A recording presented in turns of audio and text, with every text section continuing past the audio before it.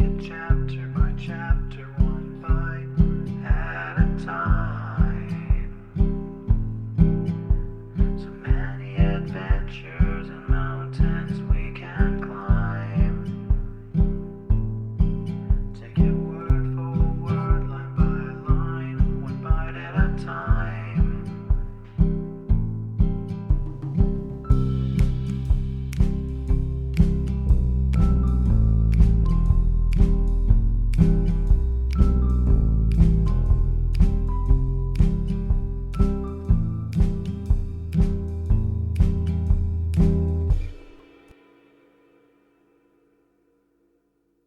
Welcome to Bite at a Time Books, where we read you your favorite classics one bite at a time. My name is Bree Carlile, and I love to read, and wanted to share my passion with listeners like you. If you want to know what's coming next and vote on upcoming books, sign up for our newsletter at biteatatimebooks.com. You'll also find our new t-shirts in the shop, including podcast shirts and quote shirts from your favorite classic novels. Be sure to follow my show on your favorite podcast platform so you get all the new episodes.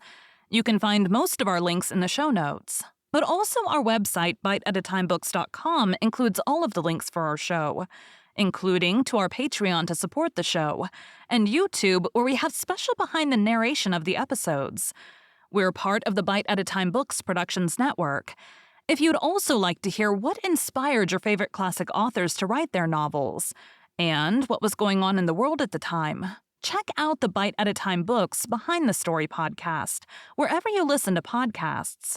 Please note, while we try to keep the text as close to the original as possible, some words have been changed to honor the marginalized communities who've identified the words as harmful, and to stay in alignment with Bite at a Time Books' brand values.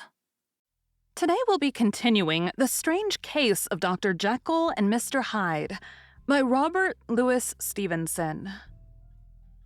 Incident at the Window.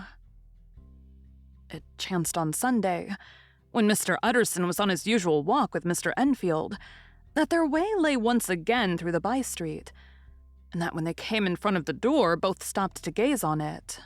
"Well," said Enfield, "that story's at an end, at least. We shall never see more of Mr. Hyde." "I hope not," said Utterson. "Did I ever tell you that once I saw him and shared your feeling of repulsion?" "It was impossible to do the one without the other," returned Enfield. "And by the way, what an ass you must have thought me, not to know that this was a back way to Dr. Jekyll's. It was partly your own fault that I found it out, even when I did." "So you found it out, did you?" said Utterson. "But if that be so, we may step into the court and take a look at the windows. To tell you the truth, I'm uneasy about poor Jekyll, and even outside I feel as if the presence of a friend might do him good." The court was very cool and a little damp, and full of premature twilight, although the sky high up overhead was still bright with sunset. The middle of the three windows was halfway open, and sitting close beside it, taking the air with an infinite sadness of mien, like some disconsolate prisoner, Utterson saw Dr. Jekyll. "What? Jekyll?" he cried. "I'd trust you are better." "I'm very low, Utterson," replied the doctor drearily. "Very low. It will not last long, thank God." "You stay too much indoors," said the lawyer. "You should be out, whipping up the circulation like Mr. Enfield and me." "This is my cousin, Mr. Enfield, Dr. Jekyll. Come now, get your hat and take a quick turn with us." "You are very good," sighed the other. "I should like to very much, but no, it is quite impossible. I dare not. But indeed, Utterson, I'm very glad to see you. This is really a great pleasure. I would ask you and Mr. Enfield up, but the place is really not fit." "Why then?" said the lawyer good-naturedly. "The best thing we can do is stay down here and speak with you from where we are." "That is just what I was about to venture to propose," returned the doctor with a smile.